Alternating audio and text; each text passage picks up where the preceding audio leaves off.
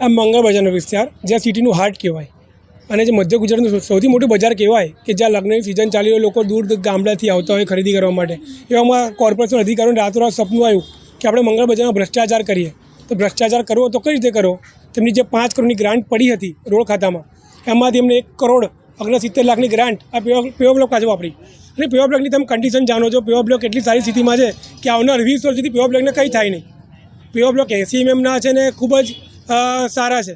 તે છતાં પણ રાતોરાત તમને પેવર બ્લોક 80 mm જગ્યાએ 60 mm નાખ્યા.